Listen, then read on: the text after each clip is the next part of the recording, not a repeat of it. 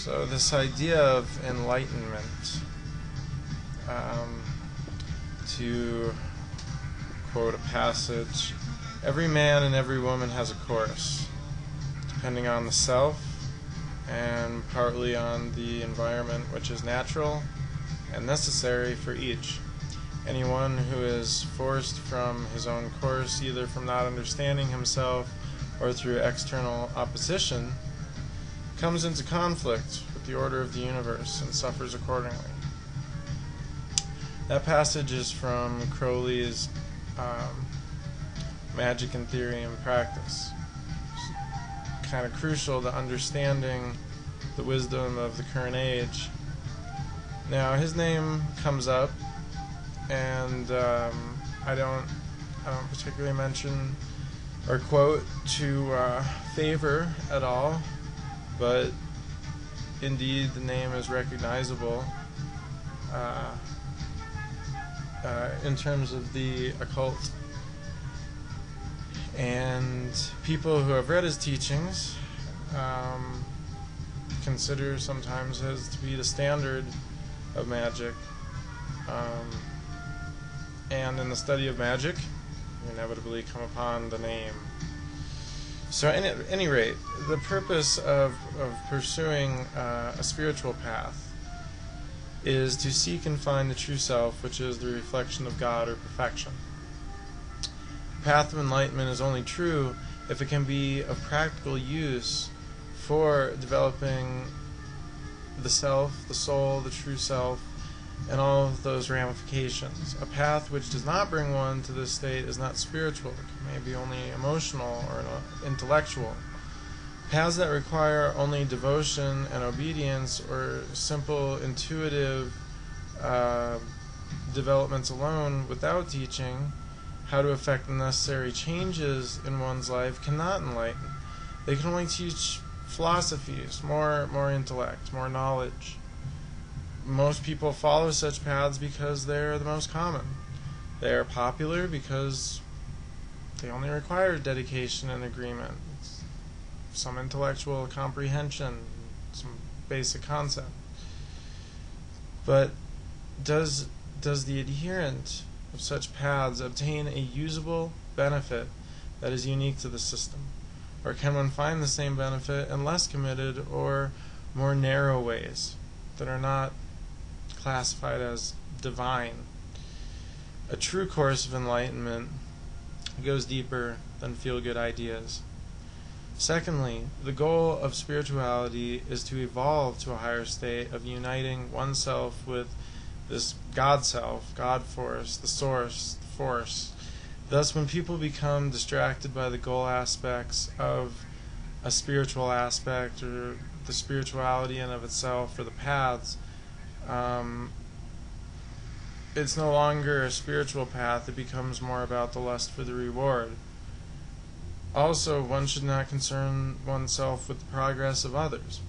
The aspirant must not forget that the work must be for your own development only. That is the obligation and commitment to the self, and eventually the fellow man by that commitment to self, and ultimately to the source, to the creator. When one is doing one's will, it is not possible to have conflict. People are in their own orbit that way, existing harmoniously if and only if following the will. Thus, the gifts of attainment come to one who acts in unison with the forces, with the universe, with the energy around, not just for the profane promises that some paths offer. If a person is unable to realize productive change and excellence in their daily life in the spiritual practice and devotion, then why practice them? While visible results should not be the only reason for pursuing spirituality, a valid spiritual path will provide them. Many spiritual paths depend on merely the psychological comforts, and they provide those, and one can use other vehicles for that purpose. A good talk with one's therapist, or a friend, or or counselor, or attending an inspirational religious service, or chatting with one's hairdresser or the local bartender. Spirituality should not exist just to provide therapy, hope, or behavioral ethics. Blind faith is not a good reason to follow a path either. A true spiritual teacher wants his aspirants to have divine experiences, thus the spiritual path is meant to enhance the aspirant's life. It is intended to allow the aspiring seeker to learn what his individual will is and how to fulfill it, thus revealing his life's purpose and karma. True spiritual attainment depends on no guru and no specific method. There's no single key to the great work. The guru and path are only tools for the sincere. For in this age, each individual must find their own orbit. This does not mean that one can be self-taught, or that attainment can just be handed to you, or that ascension is simply imminent. But the teacher is also not your attainment. The teacher is not your path. The true teacher is the vehicle that will guide your actions towards attainment. The teacher is your link and will teach you the knowledge and the techniques that you yourself put into action. For no teacher can implement these actions in your soul. Though the multitude of pop teachers will disagree,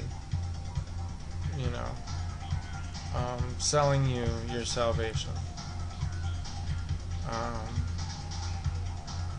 You choose your incarnation, and for this new age, the let me give you white light, or follow me because my way is centered around an avatar whose works I've memorized in a 4-year program or seminar somewhere, these don't work. History's most powerful magical groups produce leaders, not hollow exhibitors of magical forces found in many of today's more liberal magical clubs.